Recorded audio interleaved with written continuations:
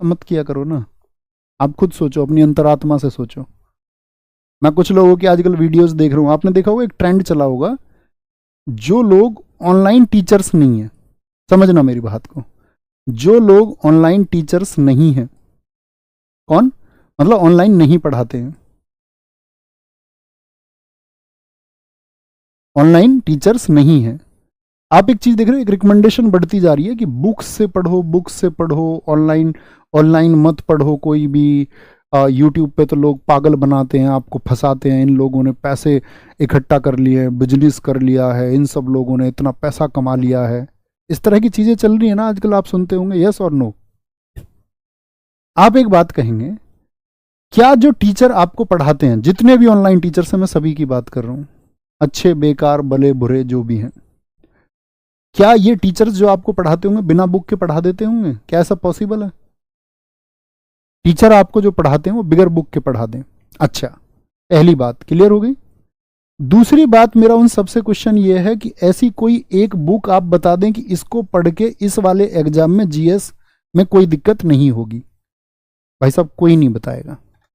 घिसे पुटे नाम लेंगे आपसे, घिसे पिटे नाम को लेकर के उनसे आप पूछ लेना कि अभी जो पेपर होने वाले को छोड़िए, जो हो चुका है उसमें एक बार मिलान करके ये दिखा दो इससे कितने क्वेश्चन आए हैं उस किताब से। और अगर उस किताब से मिलान नहीं हो पा रहा है प्रश्नों का, तो फिर तो बच्चे किस किताब का चुनाव करें।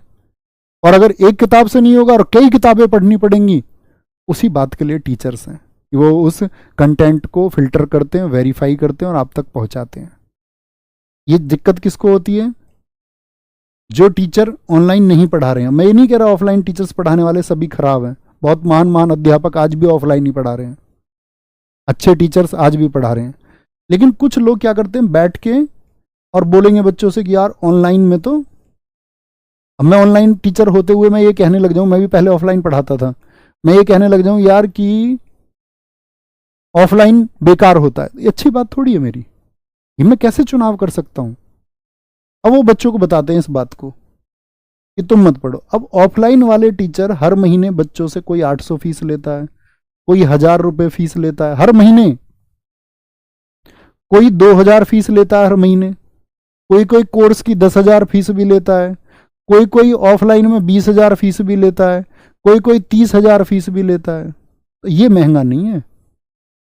500 रुपये में जो बच्चों को कोर्स मिल जाता है, ये लूट है, जिससे बच्चा अपनी एक एग्जाम की तैयारी करे। हमने तो आज तक नहीं बोला किसी बच्चे से कि एक कोर्स लेके, मैं तो हमेशा स्टेटमेंट देता हूँ, एक कोर्स लो, अपना बेसिक्स पढ़ो, उसके बाद प्रैक्टिस करो यूट्यूब से, सब लोग हैं। अब तुम मुझे बताओ तो भैया, आप मतलब सोचा करो, थोड़ा सा सोचना पड़ेगा आपको।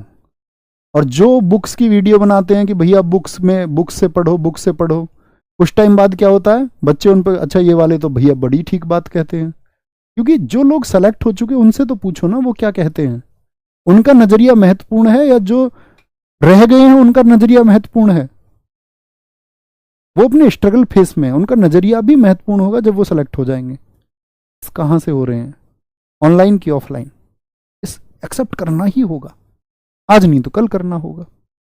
और अगर ये एक्सेप्ट कर लेंगे कि भैया सेलेक्ट लोग हो रहे हैं ऑनलाइन से ज्यादा, मैक्सिमम हो रहे हैं, अगर मैं बात करूं तो ऐसा नहीं ऑफलाइन के सिलेक्शन नहीं हो रहे हैं। मुझे एक बात बताओ आप, छोटी सी, मैं यहाँ कुछ किसी के बारे में बात नहीं कर रहा हूँ स्पेशल, मुझसे कोई गलती हो उसके लिए क्षमा करें, मैं तो एक जनरल परसेप्शन पे बात कर रहा हूँ, मेरे और तुम्हारे बीच का संवाद है। भाई 1 मिनट और सुन लो कि जो आपका साथी कह दिया किसी ने बुक में, बुक से पढ़ो, एक टाइम तक वो आपको ये बात कहते रहे, वो आपके हीरो बन गए, बुक से पढ़ो, ऑनलाइन मत पढ़ो, आपने उनकी बात मान लिया, आपने कुछ किताबें ले गए मार्केट से, आपने पढ़ी, आप सफल भी हो गए, मान लिया, या आप असफल हो गए, वो बाद का विषय है, ठीक है। कल को यही भाई साहब अगर ऑनलाइन पढ़ाने लग गए तब क्या होगा, तब क्या करेंगे? यस, इसका बताओ मुझे। यही चलता है आजकल, ये हकीकत है ना? ये ट्रू है एकदम।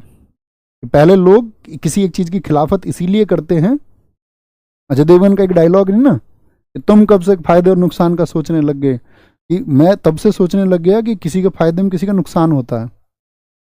और किसी के नुकसान में किसी को फायदा छुपा होता है। सारी कहानी ये है।